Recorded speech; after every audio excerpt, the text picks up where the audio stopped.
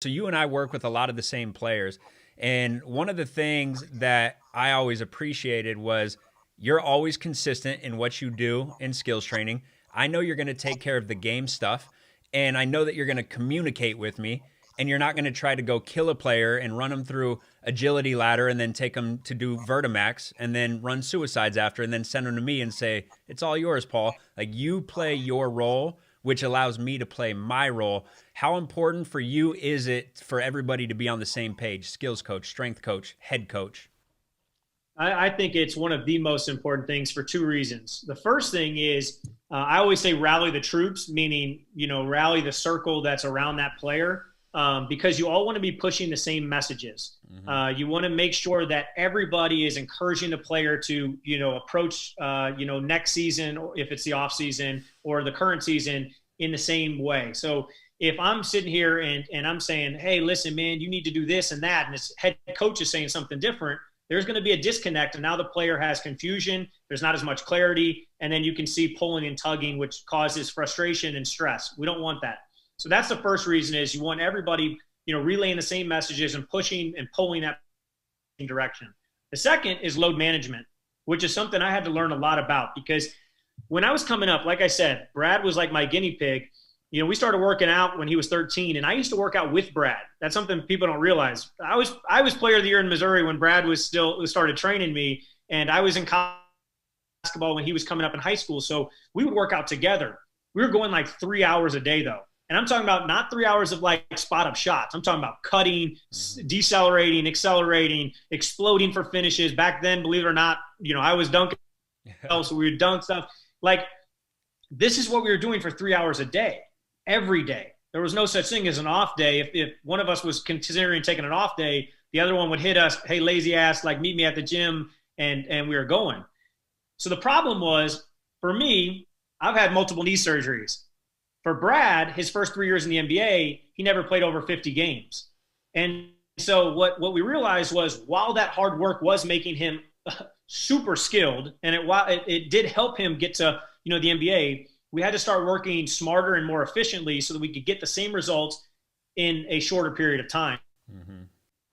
At his best, when we needed him to be at his best, which is during the season. And so part of load management is understanding that you have a job to do, which is make sure that his body is physically prepared. I have a job making sure his skills, his decision-making, his IQ are there. And then there's also other components, cardio components, maybe there's a nagging injury that a therapist has to deal with. And that player only has so much, load that he can handle. And so we have to all work together to make sure that, hey, you know what, this player, needs a little bit more strength, because that'll help them. That'll be more beneficial. So, Paul, you're going to get a heavy load this week, whereas I'm going to tone down the skill stuff, because it's more beneficial that he improves his body than improves his basketball, whatever. Then there's other players that maybe, they have a body that's really prepared for the NBA, but, their skills aren't there. Hey, Paul, I need to go heavy load on the court because he's not a good basketball player, but he is a great athlete, and then you tone it down. So Those two reasons, we want everybody pushing the same message, so there's no stress, there's complete clarity on, the development plan, and then number two, managing that load so that player's at their best when they need to be at their best, which is during the season.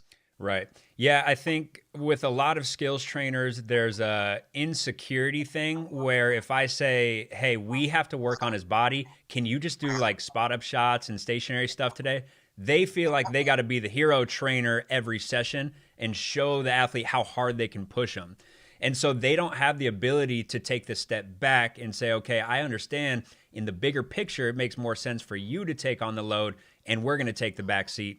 But with you, it's like you understand the bigger picture, and you understand that not every session has to be hard. Not every session has to leave them completely, passed out, which you're going to have your hard sessions, and they need that. But you can also take the back seat and understand the bigger picture.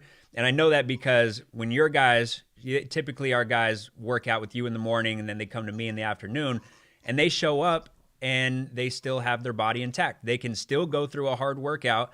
And then at the end, I go off a RPE scale. I go, how hard did Drew push you on the conditioning side? And they go, 6 out of 10. Well, then I know that I can still push them on the conditioning side a little bit. But if every day they show up and they say, I'm 10 out of 10, I got no knees left, and we did an hour of conditioning, Well, my job's eliminated. There's nothing I can do because if I try to push them through my stuff, now they end up injured. So I think for skills coaches and strength coaches, being able to speak the same language and just being able to communicate and not having egos, that's the three big things that you have to successfully run a player through your off-season program. And let me piggyback off that. So there's two things I would say. The first one is skills coaches, strength coaches, high school coaches, college coaches in general. If you're somebody that's influencing players, you have to understand that improvement is more important than impressing them. Yes. You know, is the goal to improve them or is the goal to impress them? You see all these clown drills that people use. They're trying to impress the player instead of improve the player.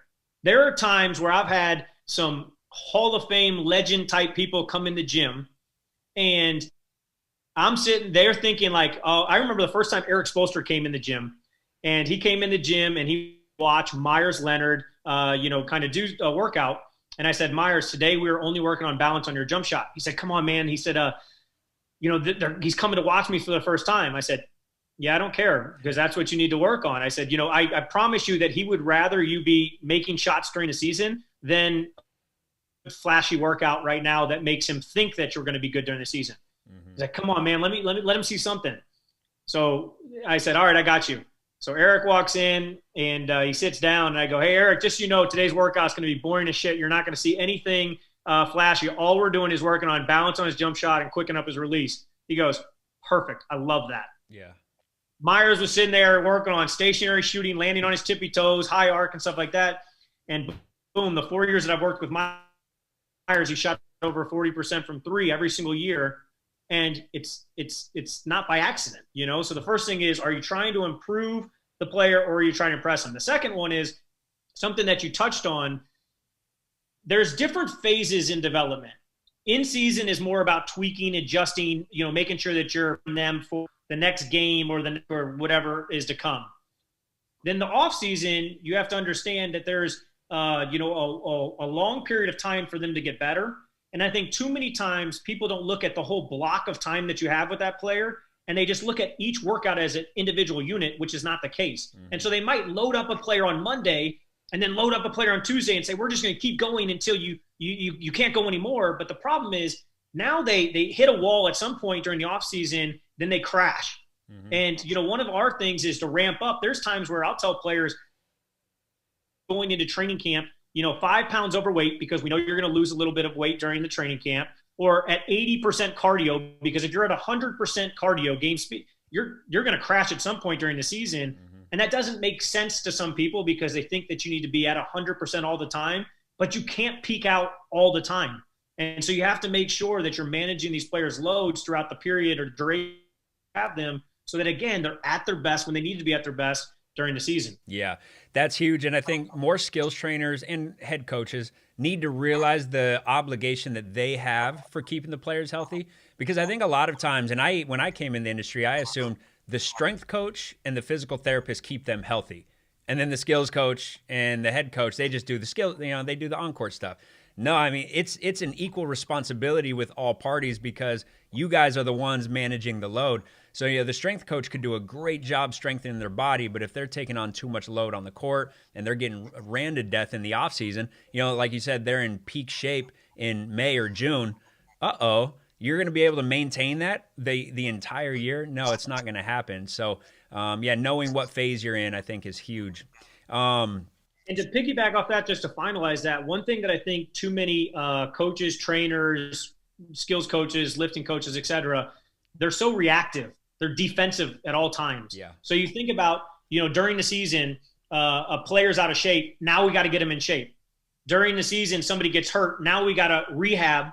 A trainer is, oh, man, everything's going well. Great. Then there's a shooting slump. Now we got to make tweaks and adjustments. A coach, same thing. The coach is like, man, our team's winning games. And then, boom, a new, 2-3 zone is thrown out at them that they've never seen before. And now we've got to make, adjustments instead of players so that they're prepared for every scenario. So for me, it's kind of the old school saying, the time to fix the roof isn't, after it rains and you see the drops coming through. It's just, let's maintain this. So, players should be strength training throughout the season so that they're just as strong. Now it's a different type. It might not be where they're, wearing their body down, but a different type of strength training. That's why you see LeBron, his durability. It's because, he might go 2 hours before the game and do a bunch of flexibility and, things to tighten his core. Then after the game, he might go through a little prehab so that he doesn't get those injuries.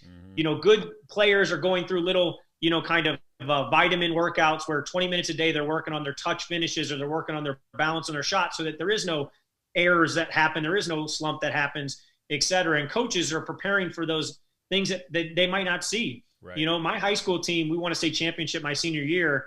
And my high school coach, who had never played 1 minute of zone in his life, every day at practice, we spent the last 10 minutes of practice, the entire season, working on this matchup zone.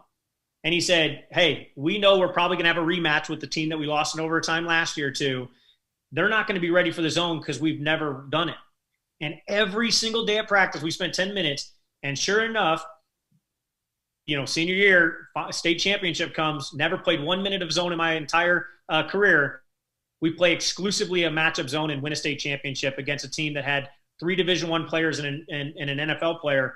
And everyone was like, why did you guys play zone? Well, we prepared for it because we knew they weren't going to be ready, and we were going to be ready because we had done the work beforehand. Right. That's huge.